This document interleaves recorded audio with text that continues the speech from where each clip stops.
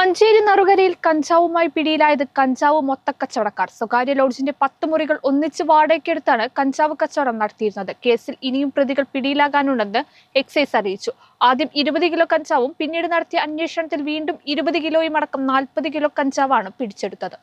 ഈ വർഷം ഒരു സംഘത്തിൽ നിന്നും മാത്രം പിടിച്ചെടുക്കുന്ന ഏറ്റവും വലിയ കഞ്ചാവ് ശേഖരമാണ് മഞ്ചേരി നറുകരയിലെ മൊത്തക്കച്ചവടക്കാരിൽ നിന്നും എക്സൈസ് സംഘം പിടിച്ചെടുത്തത്. ആഴ്ചകൾ നീണ്ട നിരീക്ഷണത്തിനൊടുവിലാണ് മൊറയൂർ സ്വദേശികളായ 2 പേരെ 40.82 കിലോ കഞ്ചാവുമായി പിടികൂടിയത്. മൊറയൂർ സ്വദേശികളായ അനസ്, ഫിറോസ് എന്നിവരാണ് പിടിയിലായത്. എക്സൈസ് ഉദ്യോഗസ്ഥരെ ഇലക്ട്രിക് ടോർച്ച് ഉപയോഗിച്ച് ഷോക്കടിപ്പിച്ച് രക്ഷപ്പെടാൻ ശ്രമിച്ച പ്രതികളെ സാഹസികമായാണ് കീഴടക്കിയത്. കാറിൽ കടത്തിക്കൊണ്ടുവരികയായിരുന്ന കഞ്ചാവുമായി പിടികൂടിയ പ്രതികളെ ചോദ്യം ചെയ്തതിൽ നിന്നാണ് നറുകര മൂച്ചിക്കലിലെ ലോഡ്ജിൽ സൂക്ഷിച്ചിട്ടുള്ള കഞ്ചാവ് ശേഖരത്തെക്കുറിച്ച് വിവരം ലഭിച്ചത്. തുടർന്ന് നടത്തിയ പരിശോധനയിൽ 20 കിലോ കഞ്ചാവ് കണ്ടെടുത്തു. വീണ്ടും ചോദ്യം ചെയ്തതിൽ നിന്നാണ് ലോഡ്ജിലെ 10 മുറികൾ ഒന്നിച്ച് വാടകയ്ക്കെടുത്താണ് കച്ചവടം നടത്തിയിരുന്നതെന്ന് തെളിഞ്ഞത്. ഈ പരിശോധനയിൽ ആകെ 40.82 കിലോ കഞ്ചാവും പിടിച്ചെടുത്തു. കേസിൽ പിടിയിലായ അനസിന്റെ ഉപ്പയും ഉമ്മയും 75 കിലോ കഞ്ചാവും 52 ഗ്രാം MDMA പിടികൂടിയ കേസിൽ നിലവിൽ 34 വർഷത്തേക്ക് ശിക്ഷിക്കപ്പെട്ട് ജയിലിൽ കഴിയുകയാണ്. അന്വേഷണം നടക്കുന്നതായും കൂടുതൽ പ്രതികൾ പിടിയിലാകുമെന്നും Malappuram excise squad circle inspector